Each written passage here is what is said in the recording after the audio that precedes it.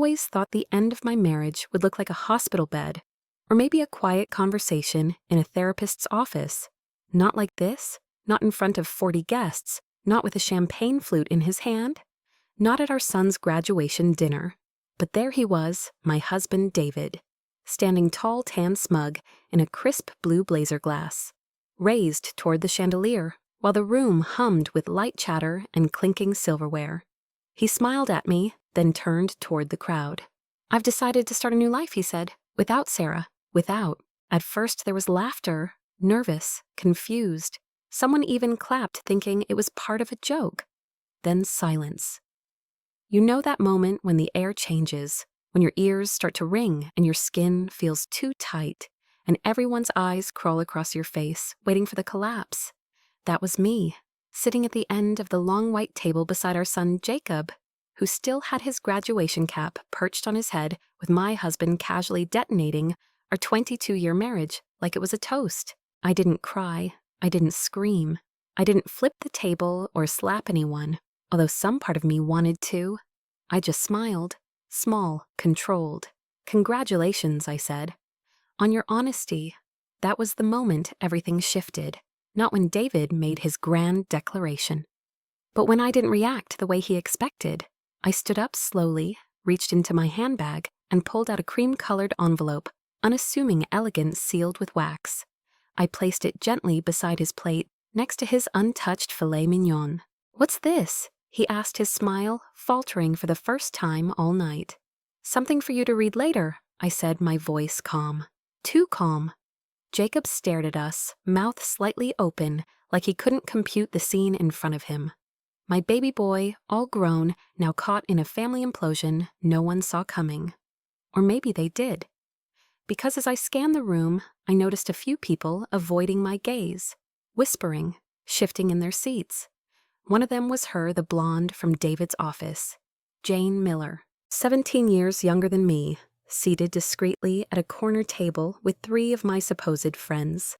The same friends who once attended our anniversary party. The same Jane who had asked me just last fall for advice on negotiating her first client deal. She looked away when I caught her eye. Good. I leaned down and kissed Jacob on the cheek. "I'm so proud of you, sweetheart," I whispered. "This day is still about you." Then I turned to the room, all eyes on me, mouths open, forks midair. "Please," I said, smiling faintly, "enjoy the meal. It's a lovely afternoon." And I walked out. He didn't follow me at first. Maybe he was too stunned. Maybe he thought I'd be back after a dramatic cry in the bathroom. Maybe he still believed I was that woman, the one who forgave, forgot, folded herself small to keep the peace. But I was already gone. Outside, the Los Angeles sun hit me like a wall, bright, hot, blinding, but I welcomed it. It felt cleansing. I could breathe again. Behind me, the restaurant door flung open. "Sarah, what the hell is this?" David's voice. Not composed anymore, not charismatic, high-pitched, almost frantic. I didn't turn around. He caught up beside me, gripping the envelope. "What's inside? What did you do?" Still, I didn't answer. I just walked faster heels, clicking against concrete, one breath at a time. Because that envelope, that wasn't a letter. It wasn't a goodbye. It wasn't a plea or a confession. It was my opening move, the first of many in a game he never saw coming. The truth is, I had known for months about Jane, about the money, about the lies, and I had been preparing. I was never the loud one in our marriage. David was the charmer, the closer, the one who gave the big speeches. I was the planner, the fixer, the one who cleaned up his messes behind the scenes. He thought that made me weak. He thought wrong. People think you just know when your marriage starts to fall apart, that there's a single clear moment, an affair, a lie, a door slammed too hard where everything shifts. But for me, it didn't happen that way. It was quieter, slower, like water seeping into the cracks of a wall, little by little, until one day it just collapses. When David and I first got married, I wasn't naive, not completely. He was magnetic brilliant in rooms full of strangers, always the most interesting man at any dinner table. I was the planner, the stabilizer, the one who remembered birthdays, packed the lunchboxes, paid the taxes. We made sense, at least for a while. He had dreams, big ones, businesses, ventures, ideas, that kept him awake at night, and I believed in him. God, I believed in him so much it hurts to remember now. When his first tech startup collapsed, I sold my car and took on a second freelance contract to keep us afloat. When his second business partner drained the account and vanished, I maxed out my credit card to pay our rent that month. I wasn't stupid. I was loyal. And for a while, it felt worth it. Jacob was born on a chilly March morning with his father crying beside me in the delivery room. David swore that night that he would change everything, that we'd build a better life together, and I believed him. But change didn't come. Or when it did, it came in the wrong direction. More projects, more investments, more late nights and unreturned calls. And through it all, I held it down. I picked up freelance clients in PR, worked remote from home, juggled daycare schedules and balance sheets. There were years when I barely slept, years I don't even have pictures of because I was the one taking them, never in them. And every time he failed, he'd come home with flowers and another big plan, another pitch, another promise. And I'd nod, smile, back him again. You tell yourself you're doing it for your family, for your child, that this time it'll be different, that he's just going through something, that men get like this under pressure, that if you just hang in a little longer, the reward will come. But time has a way of peeling off the illusion. I started noticing things, small, stupid things. David used to text me back immediately, even when he was in meetings. Now hours would go by. He used to be warm when he came home. Now he smelled like someone else's perfume. There was a time when he'd tell me everything. Now I couldn't even get him to look me in the eye for more than 10 seconds. Still, I didn't jump to conclusions. I didn't scream. I didn't accuse. Instead, I did what I always do. I watched. I waited. Then came the incident with our shared credit card.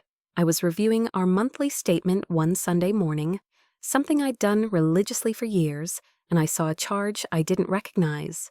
A luxury boutique in West Hollywood. We'd agreed to cut back spending. No vacations this year. No big purchases. We're saving for Jacob's future, David had said. But here was a $400 charge for jewelry. I stared at it for a long time, willing it to be a mistake. I even called the store, played the clueless wife. The woman on the phone said cheerfully, "Oh yes, Mr. Caldwell was in last week. Bought the diamond bracelet for his wife. Such a romantic gesture. Except, I didn't get a bracelet, I didn't get anything. Just like I hadn't gotten a real hug in weeks. Or a kiss that didn't feel rehearsed. I hung up, walked into the kitchen, made dinner like nothing had happened. David came home that night with a bottle of wine and a tired smile, kissed me on the cheek and called me babe. I wanted to throw the wine in his face. Instead, I poured us both a glass. Because that's the thing about betrayal, sometimes it's not the shock that gets you. It's the slow realization that you were the only one playing fair. That night, after David went to bed, I sat in the dark and made a decision. I would stop pretending. I would stop covering for him. I would stop being the woman who cleaned up behind a man who never learned to clean up after himself. I wasn't ready to leave, not yet, but I was ready to learn everything. I started digging. The credit card was just the beginning. There were transfers to unfamiliar accounts, Venmo payments with vague labels like consulting or studio, hotel charges on weekends. He claimed he was visiting potential investors. And then the kicker, a text message, left open on his tablet one morning, counting the days. I hate pretending. I just want to be yours fully. Kiss emoji, JJ Jane. It took everything in me not to scream, but I didn't scream. I took a screenshot. Then I smiled and kept digging. They say knowledge is power, but in my case, it was protection. It was dignity. It was the difference between walking out shattered or walking out armed. After I saw that message from Jane, I just want to be yours fully. Kiss. Something inside me clicked. Not snapped, not broke. Clicked. Like a safe door swinging open. Like a long-forgotten instinct coming back online. Because if David was going to play dirty, then so was I. Only smarter. I started small. Every night after he went to sleep, usually after watching TV, with his feet on the coffee table, like nothing was wrong, I would wait 15 minutes. Then I'd get up, go to my office, and work. Not on client projects, on him. I went through our bank accounts, all of them. We had a joint account, sure, but David also had a personal one he thought I didn't know about. Funny thing is, he used the same password for everything. Lazy, predictable. I saw wire transfers, regular ones. Small enough to not raise alarms, but frequent. Always to the same Chase account ending in 6429. I searched the account name J. Miller, Jane, and then there were the travel expenses. Weekend getaways to Palm Springs, a suite in Napa, even a suspicious flight to New York. The same weekend, he told me he was at a conference in San Diego. I started printing everything, organizing it in labeled folders, dates, amounts, who paid what, who stayed where. Then I added voice recordings. See, in California, one-party consent laws allow you to legally record a conversation if you're part of it. So whenever David brought up budget stress or having to downsize, I pressed record. I asked follow-up questions like a clueless wife. Should we delay Jacob's student loan payment this month? Do you think we can still afford the dental work? Each time he'd sigh, act heavy. I'm stretched thin, babe. Things are really tight. Let's wait till next quarter. Meanwhile, he was sending Venmo payments to Jane labeled Spa Day and Treat Yourself. It made my stomach turn. But I smiled and clicked save. About a month in, I visited a divorce attorney, a real shark. Her name was Evelyn Cho. Sharp as glass and twice as cold. She listened to everything I said, nodding quietly. When I finished, she didn't offer me sympathy, just strategy. You're not leaving, she said. You're repositioning. That line stuck with me. She asked about our prenup. I handed it over. David had insisted on a prenup when we got married back in '01. He was coming off the high of his first small startup sale, all bark no bite, and wanted to protect himself. Fine by me. I didn't marry him for money. But Evelyn pointed to something I'd forgotten. Buried in the fine print in Section 14 was a fidelity clause. If either party was found to be engaged in extramarital conduct with intent to cohabit or conceal joint funds, the guilty party forfeits their claim to 70% of all shared assets. David had added that clause to protect himself. Now it was going to destroy him. Evelyn smiled when she read it. He's going to wish he never met Jane. I wanted to laugh, but I didn't, not yet, because it wasn't just about the money. It was about the years, the sacrifices, the dignity he stripped from me piece by piece while building a fantasy life with another woman behind my back. I wasn't trying to ruin David. I was trying to reclaim myself. I kept the investigation going for another 6 weeks. I added screenshots of texts, screenshots from Jane's Instagram geotagged at places David claimed he'd never been. Even photos from a private investigator. Evelyn recommended Jane and David holding hands outside a beachfront condo, twist number 1. That condo, David had already applied to purchase it, using our joint assets. He was planning to use my labor, my savings, my sacrifices to fund a fresh start with a woman who wore knockoff Chanel and quoted Eat, Pray, Love unironically. No, not on my watch. I updated my will, created a trust for Jacob. I moved a portion of my premarital inheritance to a separate legal entity Evelyn set up untouchable.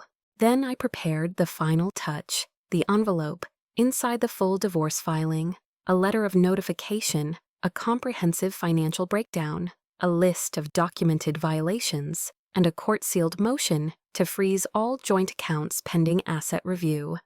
That envelope was my scalpel, clean, sharp, surgical. I timed the filing for 9 a.m. on the morning of Jacob's graduation. Because I knew David, I knew he'd want to make a scene. He loved the sound of his own voice in front of an audience. And I wanted witnesses. What he didn't know was that by the time he stood up to toast his new life, I had already dismantled the life he thought was waiting for him, brick by brick, dollar by dollar. So when he followed me out of that restaurant, waving the envelope in the air, sputtering accusations like a wounded rooster, all I could do was smile.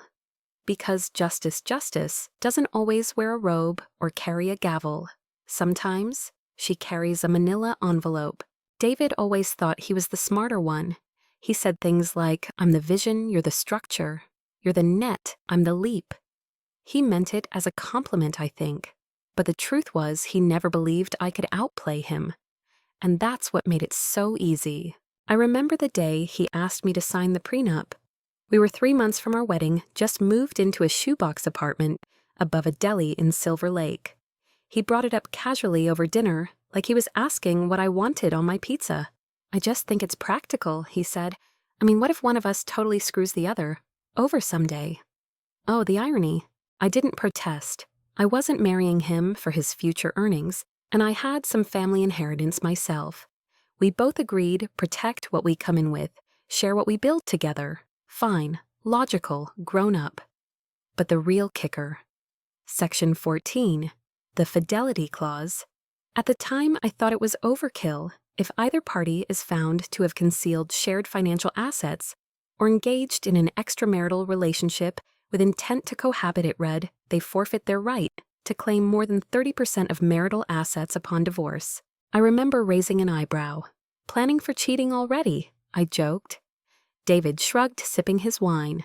It's not about distrust, it's just insurance. Well, 22 years later, his insurance became my nuclear weapon. After our confrontation at the restaurant, David went into damage control mode. Called, texted, emailed, claimed he was blindsided, said he just wanted an honest ending, that I was blowing things out of proportion. He still thought I was emotional, still thought he could talk me down. But by then, the filing had already been submitted. The accounts were frozen, the judge had signed the emergency order, and the prenup, it was airtight. Evelyn, my attorney, made sure of that. She reviewed every line, every clause, every possible loophole. The original documents were still notarized and filed. I had kept them in a locked cabinet for decades forgotten, until they became my shield. David didn't even remember what he'd signed. That became clear 3 days later when he showed up at my temporary apartment. Red-faced, pacing the hallway, waving his copy of the divorce packet like it was a ransom note. This clause, he barked, jabbing at the document. It's outdated. It doesn't apply anymore. I opened the door just wide enough to make eye contact. It applies for the entire duration of the marriage, I said calmly. Section 18, you signed it. He scoffed. That was 20 years ago. No judge will enforce that. I didn't argue. I didn't need to, because the judge already had. Evelyn had filed a motion to uphold the agreement based on recent violations, and the financial evidence I provided was more than compelling. His transfers, the secret condo application, the gifts to Jane labeled as consulting expenses, and most damning of all, the audio recording where he laughed and said, Sarah still thinks I'm broke. She has no idea we're planning to move in next month. Intent to cohabit, concealed assets, game over. At that moment, standing in the hallway in his expensive shirt and $700 sneakers, David realized something. This wasn't a negotiation. It was a reckoning. He tried to pivot, softened his voice, said he made a mistake, tried to paint Jane as a phase, a midlife spiral he regretted. I stayed quiet to let him talk himself into a corner. Then I asked, did you ever plan on telling me, or was I just going to wake up to a for sale sign on our house? He looked away. That was answer enough. Later that night, I got a call from Jane. Blocked number, her voice trembling. I didn't know, she said. He told me you two were separated. He said the money was his. I didn't respond. I just hung up. Because I wasn't angry at her. I wasn't even angry at David anymore. I was done. For years, I had fought for our marriage, covered his mistakes, smoothed over the cracks. I thought I was keeping our family together. But the truth, I was just making it easier for him to betray me without consequence. Not anymore. At the preliminary hearing, David walked in with a brand new lawyer, younger, slicker, all confidence and cufflinks. He tried to argue emotional duress, said the prenup created unfair leverage. The judge, a stern woman in her 60s, barely looked up. Did you sign this document voluntarily, Mr. Caldwell? She asked. Yes. Were you coerced? No. Then you're bound to it. Motion to enforce is granted. All joint accounts remain frozen. Family residence remains in Mrs. Caldwell's possession. Your personal account remains accessible, pending full discovery. David didn't speak, didn't look at me, just sat there swallowing hard. That's when it hit him. Everything he thought he'd get. The house, the investments, the clean start was gone. Not because I screamed, not because I begged, but because I prepared. Because I stopped being afraid of what would happen if I left, and started focusing on what would happen if I didn't. That prenup. It didn't just protect me financially. It reminded me who I used to be, the woman who didn't need to beg to be respected, the woman who could build again, from the ground up if necessary, and this time on my own terms. It was a Thursday, quiet, gray, one of those LA mornings where the sky hangs heavy but never rains. I was staying at Diana's David's sister, who had opened her guest room the moment everything blew up. Funny how loyalty shifts when truth comes out. Diana was the one who first suspected something. Last Christmas, she saw David and Jane together in Santa Monica, too close, too familiar. She confronted him, gave him a chance to come clean. He lied, of course, said Jane was just someone from work. 3 months later, Diana called me, said, "I think you deserve the truth, even if it hurts." So here I was, drinking cold coffee in her sunroom, surrounded by houseplants and academic journals, reviewing documents on my laptop. The preliminary hearing had been a success. My attorney had everything lined up for full discovery. The accounts were frozen, the house secured.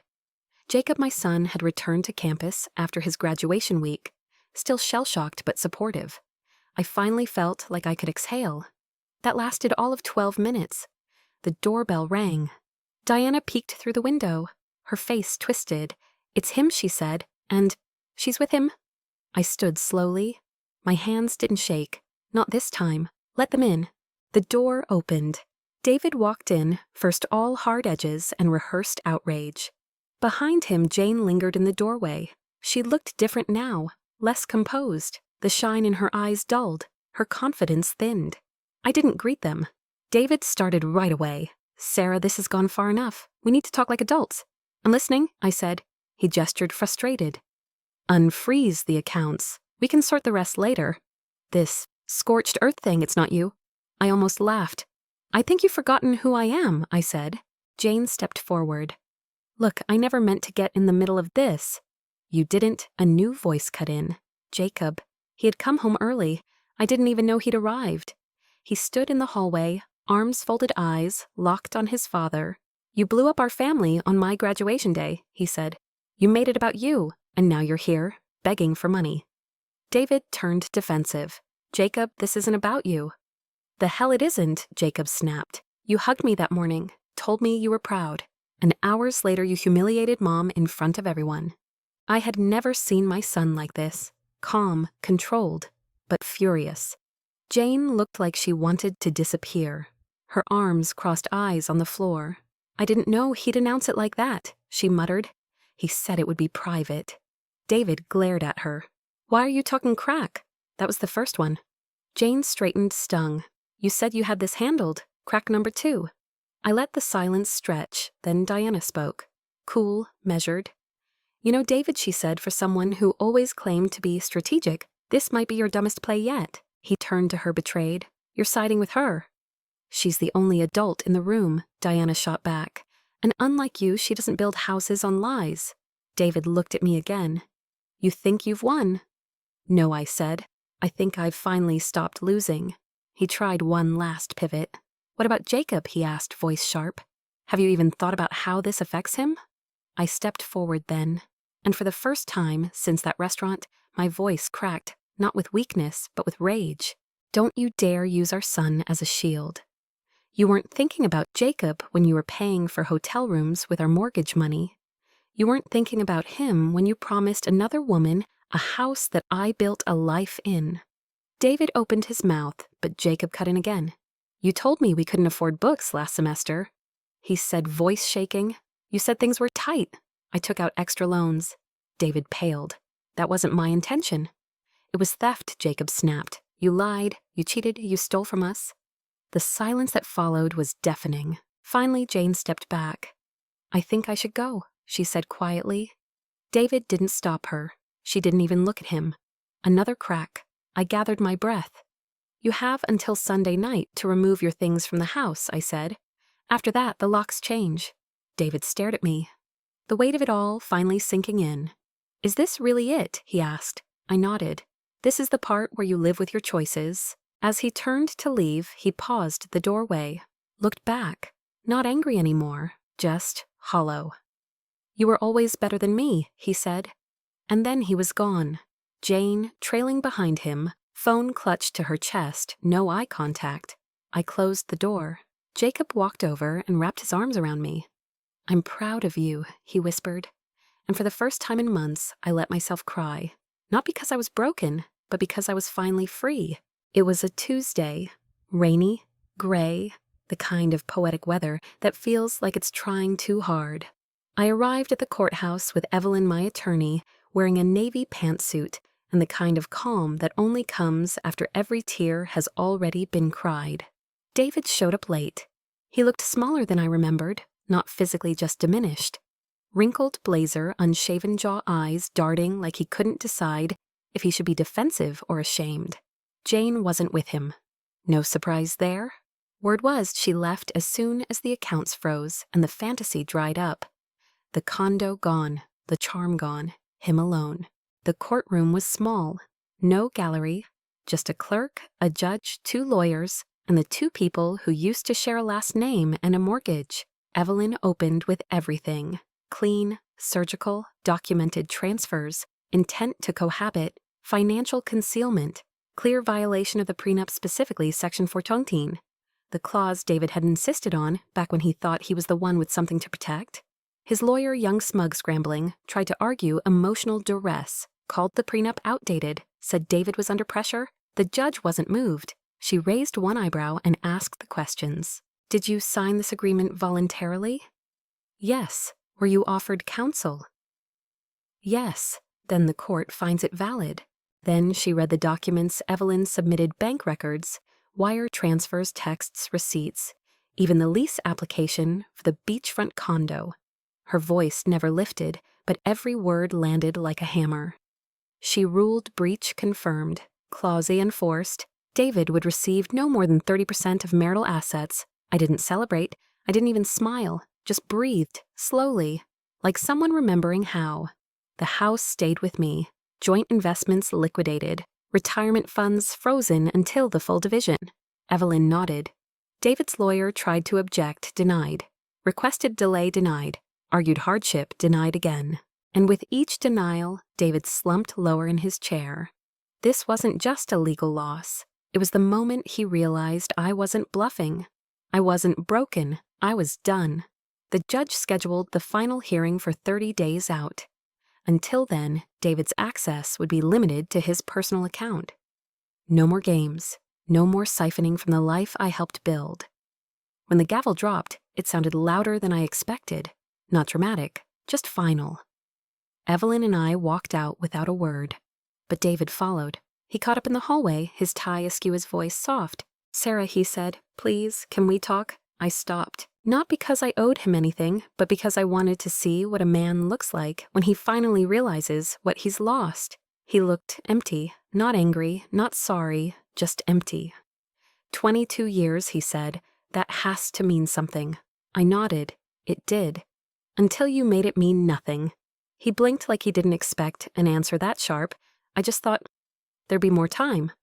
There was, I said. You wasted it. I turned to leave, but paused. I hope you find what you're looking for, and I hope next time you don't destroy the people who believed in you. He didn't follow. He just stood there, a man who once ran the show, now a footnote in his own unraveling. In the weeks that followed, word got out. Quiet at first, then faster. Some people reached out with cautious sympathy. Others stayed silent, especially the ones who sat at Jane's table that night. Maybe they felt guilty. Maybe they didn't know what to say. I didn't care. Let them sit with it. David's reputation took the hit I expected. Investors pulled out. A launch he'd been planning stalled. Screenshots have a funny way of reshaping loyalty. So does truth. One of the women from our old neighborhood, someone who once asked me how I handled being married to such a force of nature, called me. She said I always thought you were the fragile one. I was wrong. I didn't correct her. I just let the silence speak. Because I wasn't fragile, I was patient, strategic. I waited for my moment. I built my escape one detail at a time. And when the time came, I didn't run. I rose, not for revenge, but for clarity, for dignity, for the version of me who once thought she had no power. She does now. 3 weeks after the preliminary hearing, the final court date arrived. I wore navy again, same suit, different posture, not a woman holding it together, a woman who already did. David showed up looking smaller, not physically, though he had lost weight, but in presence, like someone who had finally realized the spotlight was no longer his to command. Jane wasn't there. Of course she wasn't. His new lawyer was more polished than the last, but it didn't matter. There wasn't anything left to save. The judge reaffirmed the prenup. Fidelity clause enforced. Joint assets divided 70-30. Family home awarded to me. Retirement and investments adjusted accordingly. David left with what was left in his private account, barely enough for a down payment on a one-bedroom in Pasadena. He didn't argue, not this time. Maybe because even he knew it was over, not just the marriage, but the illusion, the empire he thought he'd built on charm and borrowed trust, dismantled by facts, by clauses, by every inch of truth he never saw coming. As we left the courtroom, he caught up to me in the hallway one last time. No bravado, no venom, just one last ember flickering in the cold. "Sarah," he said, "I made a terrible mistake." I nodded, not cruel, not forgiving, just honest. "Yes, you did." He searched my face. For what regrets softness, a single crack, there wasn't one. "I lost everything," he whispered. "No," I replied, "you gave it away." And then I said it, the line that had been sitting on my tongue for months. "The difference between us is that I can rebuild. You only knew how to spend what others built for you." Then I walked out. And for the first time in years, I felt light. Not triumphant, just free. 6 months later, I was sitting in my new office. Same business name, Caldwell Financial Transitions. Different location, bigger windows, 2 junior associates, a wait list of clients, all women, all powerful in their own quiet way. Word had spread fast. Turns out the woman David once called his support system had become a financial storm for women who'd spent too long apologizing for wanting to protect themselves. Jacob visited often, still working in marketing, but now running my social media part-time. One afternoon, he leaned against the doorframe and said, "You know what's ironic? I looked up. What if Dad had just been honest from the beginning? He probably could have kept half of everything." I smiled, not bitterly, just knowingly. Sometimes people want so badly to win that they don't even realize when they've already lost. He nodded, then added, "I'm proud to be your son." That one nearly got me. That evening I poured a glass of red wine and stepped onto my porch. No more emergency calls, no more secrets, no more waiting for someone to become the man they promised to be. I didn't get revenge, I got better. And in the end, that was more than enough. Because the envelope I handed David at the restaurant, it wasn't just an ending. It was the blueprint for everything that came next.